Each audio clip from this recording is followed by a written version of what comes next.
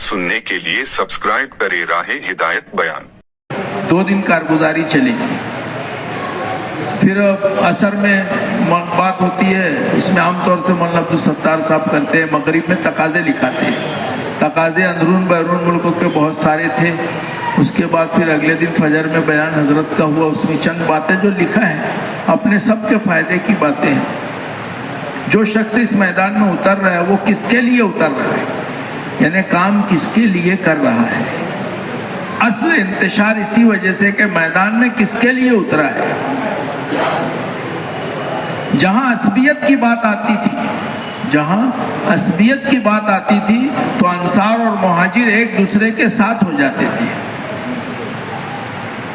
اس کو کون چلا رہا ہے، احسان یہ کس کے لیے کر رہا ہے۔ ایک شخص پھر حضرت خزیمہ کا واقعہ سنایا، جنہوں نے بہت مارکے میں بڑھ چڑھ کے حصہ لی اور آخری میں خودکشی کر لی۔ نیزہ کھڑا کیا زمین پہ اور اپنا سینہ اس پہ دے مارا اور خودکشی کر دی، اور اس کو جا کے جب مبارکباد دی صحابہ نے کہ مبارک ہو تم سے اللہ نے اتنا بڑا کام لیا، کہا مبارکباد اس کو دو جس نے اللہ کے لیے کیا ہے، میں نے تو اپنی قوم کے لیے کیا ہے۔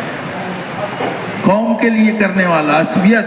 پہلے تو یہ واقعہ اس مرتبہ 2 باتیں ہیں، بہت پرانی باتیں پھر سے دہرائی گئی۔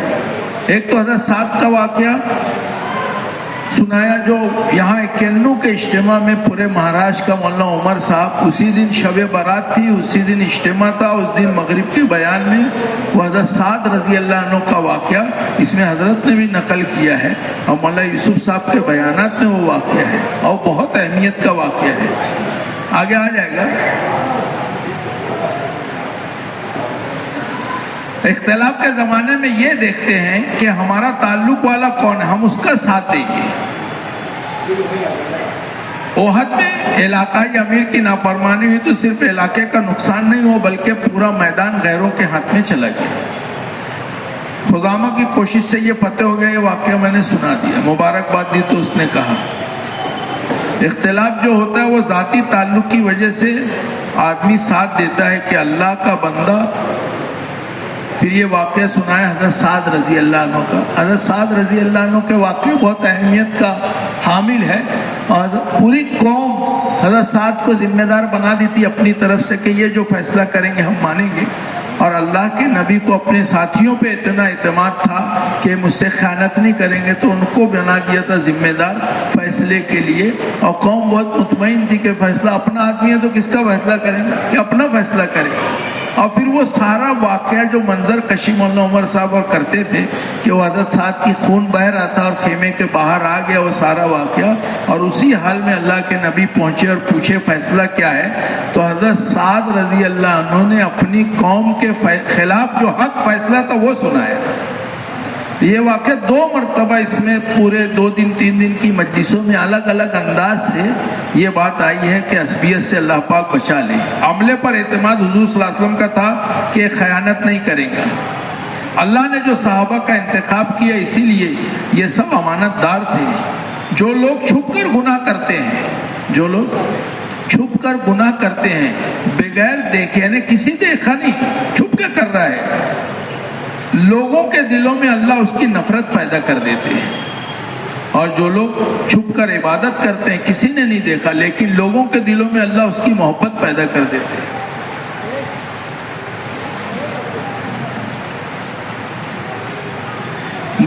وکیل اور جج کے درمیان اختلاف ہی ہوتا ہے۔ وکیل اور جج کے درمیان کیا ہوتا ہے؟ اختلاف ہوتا ہے۔ وکیل اپنی دلیل پیش کرتا ہے، وہ ایک جملہ رہ گیا، آگے لکھا ہے کہ اپنا مشورہ عدالت نہیں ہے، یہاں کسی کا مواخذہ نہیں ہوگا، کسی سے بے وصولی ہو گئی تو اس کا مواخذہ نہ کریں، اور جب مشورے میں آدمی فریق بن کر نہ آئے بلکہ ورنہ فیصلہ ہضم نہیں ہوگا۔ جو آدمی عدالت میں جیت جاتا ہے اور لوگوں کو چڑھاتا ہے، تو جو آدمی مشورے کے بعد ایسا کرے گا تو اس کے اندر سے اللہ خیر نکال لیتے ہیں۔ پھر وہ اس سے پہلے جو واقعہ سنائے تھے حضرت خالد والا کہ وہ ایک علاقہ فتح ہوتا ہے اور جس نے ان کو کیا تھا اس کا مال غنیمت خود لیتے ہیں۔ حضرت خالد نے کہا کہ بیت المال میں جمع کر، لیکن وہ بولتے نہیں میرا ہے، وہ پورا واقعہ ہے۔ پھر اللہ کے نبی فیصلہ اس کے حق میں کر دیتے ہیں، اور فیصلے کے بعد جب سب باہر نکلتے ہیں تو وہ خالد کو چڑھاتا ہے کہ دیکھیں میں بولا تھا نا، تو اللہ کے نبی سن لیتے ہیں، واپس بلاتے ہیں اور کہا کہ پورا مال اس سے لے لیں، چڑھایا کیوں اس کو؟ یہ واقعہ تھا۔ دین کی محنت چھوڑنے والا ایسا ہے جیسے دین چھوڑنے والا، جو کام کرنے والے پر ہر کام کرنے والا ہر تیسرے سال 5 ماہ بیرون کا سفر نہیں کرے گا، وہ مجمع عملہ نہیں بنے گا۔ یہ طے کر دیا ہے کہ ہر 4 مہینہ قوائف والا ہر تیسرے سال 5 مہینہ بیرون کا سفر کرے۔ ملکوں کے تقاضے صوبے والے ضائع کر دیتے ہیں، ملکوں کے تقاضے صوبے والے ضائع کر دیتے ہیں۔ اکثر یہ ہوتا ہے کہ ایسے موقع پہ ہم بولتے ہیں ہمارا اجتماع ہے، ہمارا سفر ہے، کوئی تقاضا اہم آتا ہے اور وہ ضائع ہو جاتا ہے۔ یہ ایک ضلع کا تقاضا صوبے کا، وہ پورے ملک کا تقاضا ہوتا ہے، اس سے اپنے بڑوں کو بھی ذرا سا تکلیف ہوتی ہے۔ تقاضا پورا کرنے والے ہوں گے جو تیسرے سال 5 مہینہ لگاتے ہوں، 1 سال اپنے علاقے میں ارتداد کے علاقے میں، 4 ماہ دوسرے سال صوبے کے علاقے میں، اور تیسرے سال بیرون۔ یہ بیچ میں نا مولانا یوسف کا آ گیا، وہ پھر سے سنا دیا۔ کارگزاری میں چند باتیں جو حضرت نے فرمائی تھی، کارگزاری کا عمل پیش کرنے کے لیے نہیں بلکہ کام کی ترقی اور اپنی اصلاح کے لیے۔ حضور صلی اللہ علیہ وسلم کی مجلس میں کارگزاری میں کام کی ترقی اور اصلاح ہوتی تھی۔ میرے نزدیک ممالک میں کام کو سمجھانے اور اس کے آگے کی راہ کھولنے والے جانے چاہیے۔ ملکوں میں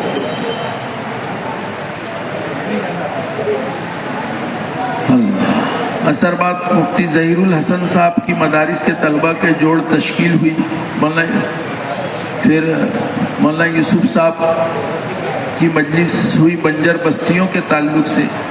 بنجر علاقوں میں جانے والی جماعتوں کو 2 ہدایت دی جائے جو ابو بکر صدیق رضی اللہ عنہ نے دی تھی۔ ایک ہدایت اس میں یہ تھی کہ جب بنجر علاقوں میں جاؤ تو مدینے کے احوال سناؤ، مدینے کی باتیں سناؤ۔ جو جماعت بنجر علاقے میں کام کر رہی ہے اس کو آنے سے پہلے دوسری جماعت جائے اور دونوں جماعتیں 8 دن 10 دن ساتھ میں رہیں۔ جو کام کر رہی ہے اب اس کی واپسی ہے، 8 دن پہلے یہ جماعت چلی جائے، دونوں ساتھ میں رہے، سارے احوال بتائیں، پھر واپسی والی جماعت جائے اور یہ اگلا کام شروع کرے۔ چلے کی جماعت 1 ماہانہ جوڑ میں چلہ پورا کرے گی، چلے کی جماعت 1 ماہانہ جو نا 1 حلقے میں، اور 3 چلے کی جماعت 3 ماہانہ جوڑ میں۔ اس میں بنجر بستیوں میں ایک بات یہ بھی فرمائی تھی کہ نصرت کا اہتمام بہت کرے، ان کی نصرت کا۔ پھر وہ واقعہ سنایا کہ حضرت علی رضی اللہ عنہ کے پاس تقاضا ایک جماعت کی نصرت کا، 1 مہینے کا سفر تھا، لیکن وہ سفر دن رات چل کے سواریوں پہ 10 دن میں طے کیا تاکہ جلدی نصرت ہو جائے، ورنہ جماعت میں کوئی احوال نہ آ جائے۔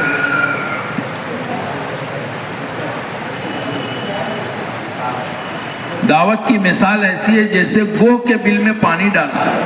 گوہ کے بل میں، گوہ کو کیا بولتے ہیں، گھورپڑ کیا بولتے ہیں اپنی زبان میں، ہاں، اس کے بل میں پانی ڈالنا، یعنی اس کو باہر نکلے بغیر چارہ ہی نہیں ہے۔ وحدت کلمہ اور اجتماعیت، اہل حق کے درمیان سے وحدت کلمہ ختم ہو گئی ہے، اس وجہ سے اس کی وجہ نفسانی خواہش، پھر اجتماعیت متاثر ہوتی ہے۔ صحابہ نے خواہش نفس کو دبایا حکم کے پورا کرنے میں، ورنہ یقینی طور پر جو اپنی رائے پر اصرار کرے وہ خواہش نفس میں مبتلا ہے۔ سیرت میں رائے پر اصرار کو افتراق کا سبب بتایا گیا ہے۔ کام کرنے والوں کا امتحان خصوصاً بڑے صحابہ کا، اگر ان میں وحدت کلمہ نہیں ہوتا تو باطل داخل ہو جاتا۔ پھر وہ واقعہ سنایا اس میں ان کا، اس میں طمع کرنے لگے تھے غیر، اور اگر ساتھیوں میں وحدت کلمہ رہا، یعنی ایک زبان ایک فکر رہی تو باطل مایوس ہو جائے گا، یہاں کوئی گنجائش نہیں ہے۔ پھر آگے واقعہ آ رہا ہے۔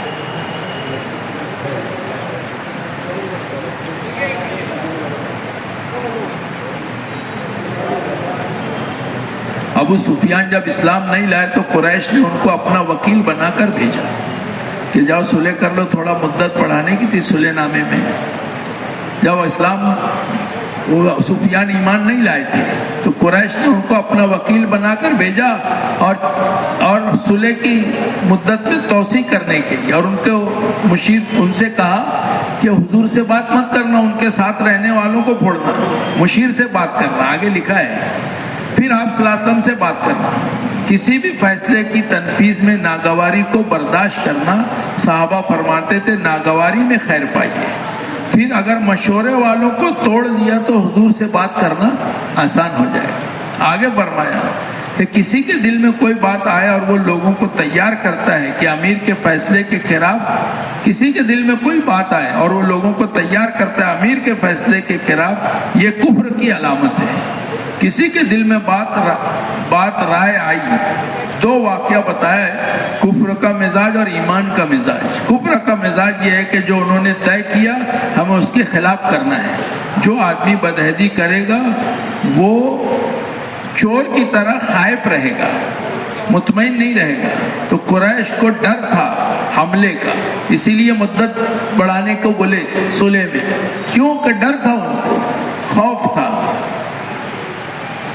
یہ امتحان ہوا۔ آپ صلی اللہ علیہ وسلم کے پاس جو لوگ ہیں وہ آپ کے مشیر ہیں، ان کے درمیان وحدت کلمہ ہے۔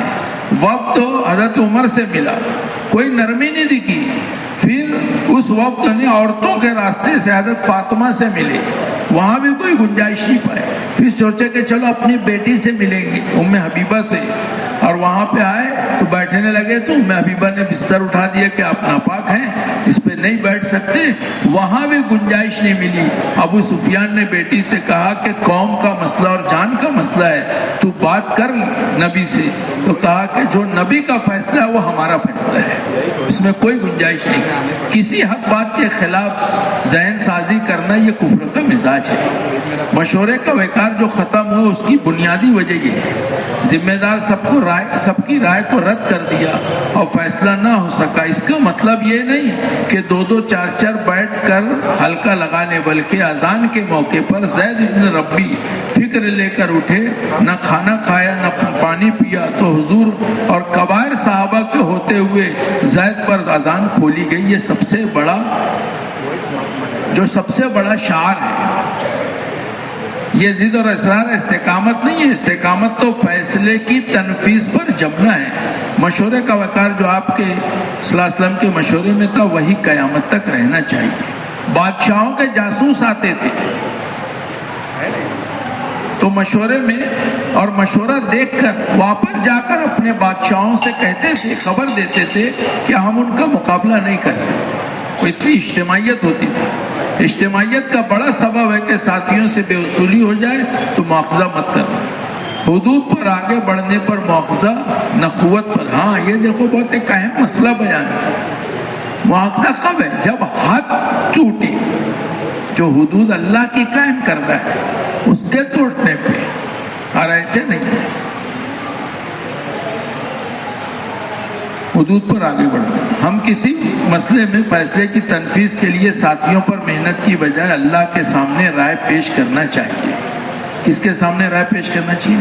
مشورے میں آواز کا بلند ہونا یہ اللہ کے تعلق کی کمی کی وجہ سے۔ مشورے کو وہ لوگ چھوڑ دیں گے جن کی رائے پر فیصلہ نہیں ہوتا۔ اصلاح کا کام ہے، اللہ ان سے لے گا جو اصلاح کے طریقے میں متبع سنت ہوگا۔ جو بھی میں بات بولا کہ اپنا طریقہ، مقامی امیر کی بات کا نہ ماننا حضور کی بات کے نہ ماننے جیسا ہے۔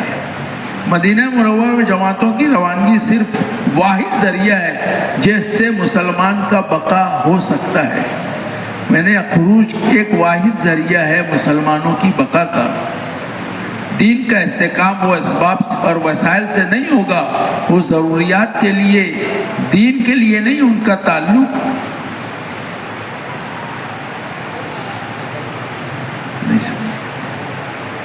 یعنی یہ اس میں پورا بات یہ تھی کہ بہت زیادہ وسائل کی طرف، تعلقات کی طرف نہیں جانا چاہیے، بلکہ اللہ کی طرف جانا چاہیے، رجوع اللہ بڑھانا چاہیے۔ اسلام کے باقی رہنے کے لیے دیکھو یہ واقعہ آگے آ گیا، جو مرتدین کے واپس آنے، جو مرتد ہو گئے ان کے واپس آنے کا، اور اسلام کے باقی رکھنے کے لیے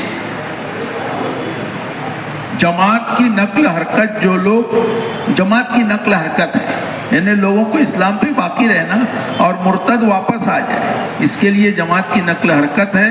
جو لوگ غلو، یہ لوگ اس کو غلو کہتے ہیں۔ پھر مثال دی دلیل سے کہ حضرت اسامہ کی جماعت جہاں جہاں گئی ہے وہاں کے مرتد ہونے والے واپس آ گئے تھے اس جماعت کی وجہ سے۔ مدینے میں اسلام نہ ہوتا تو یہ جماعت نہیں آتی۔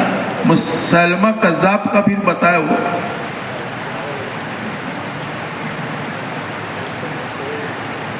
جماعتوں کی نقل حرکت ملکوں میں اس کا تعارف، بیرون کے تقاضوں کو داخل تقاضا سمجھ لینا۔ ہاں یہ بات بولے کہ یعنی ہر مسجد سے یعنی اپنے مشورے کو بھی عالمی رخ ہی رکھنا چاہیے۔ مسجد کا مشورہ کیوں نہیں ہے؟ اور ایک لسٹ مانگے سالانہ تیسرے سال 5 مہینے لگانے والوں، کتنے اس میں اپنے ہیں جو تیسرے سال 5 مہینے لگاتے ہیں؟ آپ نیت کر لو، قوائم انشاءاللہ آئندہ سال پورے کر دیں گے۔ تیسرے سال 5 مہینے کی، ہاں ہر سال۔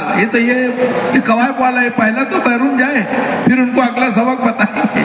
وہ تو مشورے سے پہلے ہی میں بولا کہ سالانہ 4 مہینے کی تشکیل ہو گئی ہے۔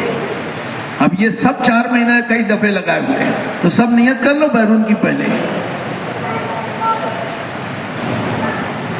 سال کی جماعتیں اپنا خرچ کھلا رکھیں۔ وہ سال کی جماعت پیش ہوئی کم خرچ 2.5 لاکھ روپئے۔ حضرت بولنے لگے یہ تو 5 مہینے کی جماعت کا خرچہ ہے، 1 ملک کو جاتی ہے، 3 ملک کو جائیں گے، کم سے کم 5 لاکھ ہونا چاہیے، اور دور کے ملک رہ جا رہے ہیں۔ تیسرے سال کی انڈونیشیا کی جماعت پیش ہوئی ہے، تیسرے سال کی مضبوط جماعت کی، 2 جماعتیں پیش ہوئی ہیں تیسرے سال کی۔ ایک بہت اہم بات یہ مفتی مولوی یوسف صاحب نے، شاید مفتی زین العابدین صاحب نے اپنی بچیوں کا حج کرایا، سب کا حج ہو گیا۔ بعد میں پھر کچھ سال بعد بچیاں کہنے لگی کہ ہم اور حج کرنا چاہتے ہیں، تو مفتی زین العابدین صاحب نے اجازت نہیں دی۔ تو بچیوں نے سمجھا کہ شاید خرچے کا مسئلہ ہے، تو انہوں نے کہا کہ ہم نے انتظام کر لیا، آپ اجازت دے دو۔ تو مفتی زین العابدین صاحب رحمۃ اللہ علیہ فرمانے لگے کہ یہ پیسہ وہاں خرچ کر دو جہاں لوگ حج فرض کو نہیں جانتے۔ نفل حج کا پیسہ کہاں خرچ کر دو؟ جہاں فرض حج لوگ جانتے نہیں ہیں، وہاں خرچہ کرو اس کو۔ یہ تھی اپنے گھر کے بچوں کی تربیت کا۔ بیرون جانے والے جماعتوں میں علماء ہونے چاہیے، یہ بات وہاں 13 نمبر والوں سے بھی کہی حضرت نے کہ جیسے تم اندرون کی جماعتوں میں علماء کو جوڑتے تو بیرون میں بھی جوڑو۔ پھر صوبے والوں سے کہی کہ تمہارے ہاں جو علماء ہیں جو 2 سال 3 سال لگائے، 1 سال لگائے، 4 مہینے لگائے، قوائف میں ہے بیرون کے، ان کو بیرون کی جماعتوں میں جوڑنا شروع کرے۔ 3 سال لگائے علماء، ہاں یہ بھی بات اس کے ضمن میں فرمائی کہ اگر آپ علماء کے اوپر بیرون کے تقاضے نہیں ڈالو گے، کام کے تقاضے نہیں ڈالو گے، تو 3 سال لگا کے بھی بیٹھ جائیں گے کام سے، اگر تقاضے نہیں دیے تو۔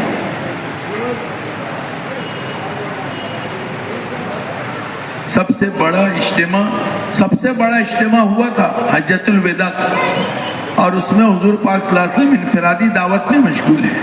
پھر وہ پورا واقعہ سنا میں نہیں لکھ سکا، ایک واقعہ سنا کس سے بات کیا آپ نے اس موقع پہ، تو کہا یہ اپنا اجتماع اصل نہیں، انفرادی دعوت زیادہ ہونی چاہیے۔ ہر صوبے کے 2 علماء شعبان رمضان نظام الدین آئے جو مدارس کے کام کی نوعیت کو سمجھے اور اس کو ساتھ تعاون کریں۔ اپنے اجتماعات میں ہم سادگی دیکھنا چاہتے ہیں، جن سے مال لوگے ان کی جان کی تشکیل نہیں کر سکے گی، اس لیے ہمارے یہاں مال کا مطالبہ نہیں ہے۔ انتظام سادہ ہو، آلات، وسائل، رسائل، اخبار سب ہمارے کام کی چیز نہیں ہے۔ آلات، رسائل، وسائل، اخبار یہ سب ہمارے کام کی چیز نہیں ہے۔ عربوں میں حضرت گئے، ایک مرتبہ عرب گئے، عربوں سے کہا کہ پرانوں کو جوڑ لو، کہا کب جوڑنا ہے؟ آج عشاء میں، کل جوڑ عشاء میں۔ بولے اتنی جلدی کیسے کو جوڑ دو گے؟ کہا بولے جوال، کیا بولے؟ موبائل کو جوال بولتے ہیں۔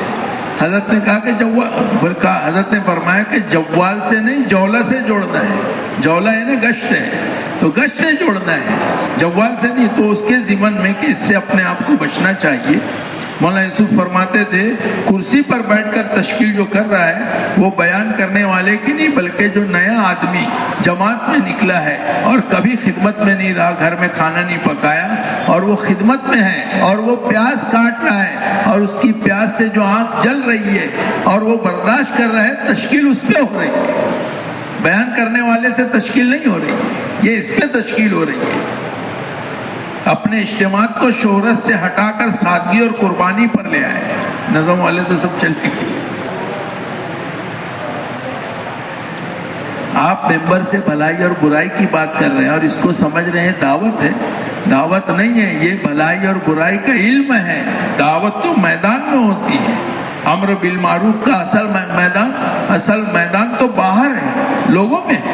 بات تو ایسی اس مرتبہ بہت ساری آئی ہے کہ یعنی واقعی اللہ پاک، وہ ایک موقع پہ مولانا انعام الحسن صاحب نے کہا تھا، کس نے مجھے سنایا، کسی نے، کہ بھوپال میں بیٹھے تھے، پرانی بات ہے، مولانا انعام الحسن صاحب کے زمانے میں، حضرت کا رخ ادھر تھا، پیچھے کچھ ساتھی بیٹھے تھے، پیچھے سے دروازہ تھا، حضرت مولانا صاحب گزرے تو مولانا انعام صاحب پلٹے اور پورے مجمع جو پیچھے لوگ بیٹھے تھے ان سے کہا کہ جب یہ بولنا شروع کریں گے تو سب خاموش ہو جائے گا، اور ایسے ہی بول رہے ہیں۔ گشت کا موضوع جو اس وقت جو فریضہ ہے، ہاں دیکھو یہ ایک بات نہیں آئی ہے، گشت کا موضوع کیا ہے؟ گشت کا اصل موضوع یہ ہے کہ اس وقت لوگوں کے ذمے جو فریضہ عائد ہے ان سے عملی طور سے وہ فریضہ پورا کروا لیں، یہ ہے اصل گشت کا موضوع۔ صفات ایمانیہ پیدا کرنے کے لیے یہ محنت ہے۔ دین کی باتوں کی نشر اشاعت سے نہ ایمان کی تکمیل ہوگی نہ دین کی تکمیل ہوگی، نشر اشاعت سے نہ ایمان کی تکمیل ہوگی نہ دین کی تکمیل ہوگی۔ اس کی وجہ سے انفرادی زندگی کا نظام بگڑ رہا ہے، یہ بات حق ہے اور کسی کے پاس اس کی دلیل نہیں ہے کہ یہ موقوف ہے اجتماعیت پر، ورنہ یہ ضمنی چیز ہو جائے گی، نہیں سر۔ ہاں، صفات ایمانیہ میں کمال پیدا کرنے کے لیے اجتماعیت پر جوڑا تھا، اور امر بالمعروف، انفرادی اور شخصی زندگی یہ امت کے جہل کا سبب ہے۔ شخصیت سے جڑنا، انفرادی زندگی گزارنا یہ امت کے جہل کا سبب ہے۔ امت کے خلوت کا مزاج ٹوٹے، میدان میں آئیے، محنت میں، فریضہ ایمان میں کمال پیدا ہونے میں مسلمان مامور ہے اللہ کی طرف سے۔ ایمان کی تکمیل بھی ایمان کے اجتماعی حلقوں پر موقوف ہے، اس لیے کہ تحریر ہے ایک چیز ہے اور تذکیر الگ چیز ہے، تحریر ایک الگ چیز ہے اور تذکیر الگ چیز ہے۔ آپ نے انتہائی ہم لوگوں سے کہا، یعنی ہم سب سے یہ بات کہی ہے کہ آپ لوگوں نے انتہائی کمزور چیز کو انتہائی قوی چیز کا بدل بنا لیا ہے۔ ان دونوں کو سیکھنا یہ ضروری ہے اور ایمان اور علم کی تکمیل کے لیے۔ رفتہ رفتہ گشت کو اعمال بنا لیا، گشت اپنے ایمان کی تکمیل کے لیے اصل تھا۔ سب کی پاور چلی گئی ہے نا؟ سب نیت کرو کہ 2 مہینہ ہر سال جائیں گے انشاءاللہ۔ پوری دنیا میں حصہ لینا ہے نا تو خالی نیت نہیں، اس کے ساتھ کوشش جوڑنا ہے۔ سالانہ 2 مہینہ تو گانٹ مار لے، مہینہ طے کر لے کہ سالانہ 2 مہینہ دینا ہے تو بات کچھ سمجھ میں آئے گی۔ میاں جی عظمت بولتے تھے 12-15 بار تیرا 4 مہینہ نہیں لگے گا، میری بات سمجھے گی نہیں تجھے، کیا بولتے تھے؟ اور واقعی ایسی تھا۔ حاجی عبدالوہاب صاحب ایک مرتبہ بات کر رہے تھے، یقین نہیں مانیں گے، ایسی ایمان کی بات کرتے تھے، سامنے اس کو حال آ گیا تھا، مجمع میں چلا کے کھڑا ہو گیا تھا، اس کو اٹھا کے باہر لے جانا پڑا۔ تو حاجی میاں جی عظمت کا بھی یہی حال تھا، ایمان کی بات، اور ان کی نگاہ ایسی ہوتی تھی۔ ایک مرتبہ کارگزاری ہے، میاں جی عظمت لے رہے تھے، ایک جماعت آگے بیٹھی، ہاں میں جان رہا ہوں کہ کوئی بہت خاص قسم کی جماعت آئی ہے بولے، سب پورا ان کے سامنے آیا رہتا ہے۔ اللہ ہم سب کو بھی سمجھ دے دے اور قدردانی کی توفیق دے دے۔ اور 2-4 باتیں ہیں، کیا کرنا اور کیسے کرنا، یہ دونوں رات کے قیام کے، ہاں رات کے قیام کے لیے اپنے نفس کو مجبور کرو، رات کے قیام کے لیے اپنے نفس کو مجبور کرو. کیا کرنا ہے اور کیسے کرنا ہے یہ دونوں رات کے قیام پر موقوف ہے. کیا کرنا ہے اور کیسے کرنا ہے، اور دعوت کے تقاضوں پر اور کیا کرنا ہے اس پر موقوف ہے. اللہ معاف کرے ہمیں. اور دعا میں کمی، تہجد اور دعا میں کمی ہے اس مرتبہ کا، اور اللہ کو عاجزی پسند ہے، اس لیے اللہ سے مانگے. اللہ کی توحید کو بیان کرنا بالذات مقصود ہے. اللہ کے غیر کا تاثر دل سے نکالنے کے لیے لوگوں کو جمع کرنا ہے. اللہ پاک ایک آدھ صفحہ مولانا یوسف صاحب کا رہ گیا، وہ اہم ہے تقاضوں پہ.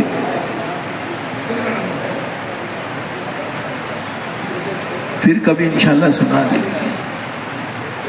حاجی عبدالوہاب صاحب کو دسترخوان پہ بلائے کھانے کے لیے، مولانا یوسف صاحب کا بھوک نہیں ہے، پھر بھیجا بلانے کے لیے. سوچے کہ کوئی خاص بات ہوگی، جب دوسرا بلانا آ گیا تو حاجی عبدالوہاب صاحب گئے تو مولانا یوسف صاحب رحمۃ اللہ علیہ فرمانے لگے کہ ہم دسترخوان پہ کھانے کے لیے نہیں بلاتے، بلکہ اگر کھاتے کھاتے کوئی تقاضا ذہن میں آ گیا تو ساتھ ہی رہنا چاہیے. یعنی کھانا بھی دین تھا، اس وقت بھی سوچتے رہتے. یہ 24 گھنٹے کی دھن کا کام ہے، وقتی چیز نہیں ہے. ابھی اپن اس کو ٹیمپرری رکھے، یہ 24 گھنٹے کی دھن ہے. یعنی سونے لیٹ رہے آدمی تو یہ اس کا ذہن ہونا چاہیے کس کی تشکیل رہے گی، کس کی ملاقات رہے گی، کون سا تقاضا باقی رہے گا. جو عملہ ملکوں کے اجتماعات کرنے جاتے ہیں، عملہ یہاں 2 ماہ آئے، اس کی جماعتیں لے کر چلے. یہ تو بتا چکا ممالک سے آنے والے عملی طور پر کام سمجھنے کے لیے آتے ہیں. صوبوں کے اندر جوڑ اور جو اضلاع میں اجتماعات ہوتے ہیں، اس کا مقصد بڑے سے بڑے خروج اللہ کے راستے میں کروانا ہے. ماہانہ جوڑ کا مقصد ہر مسلمان تک بہت پہنچانا ہے. ماہانہ جوڑ کا مقصد بھی بتایا. اب ماہانہ جوڑ میں جو مخصوص ملاقاتیں کرتے نہیں، بلکہ 100% ایمان والوں تک بات پہنچانا ہے. ماہانہ جوڑ میں تو مہینے بھر پہنچے گی وہ. اور دوسرے ایک بات میرے ذہن سے نکل گئی تھی، بڑے خروج، یعنی ہماری 4 مہینے کی جماعتوں کے ساتھ آپ نیت کریں کہ ہر حلقے سے ایک بیرون کی دیں گے انشاءاللہ. مولانا یوسف صاحب رحمۃ اللہ دعوت برکاتوں فرمانے لگے کہ جب تک اس اجتماع سے ملکوں کے تقاضے پورے نہیں ہوں گے، وہ اجتماع عالمی نہیں ہوگا، عالمی اجتماع نہیں ہوگا.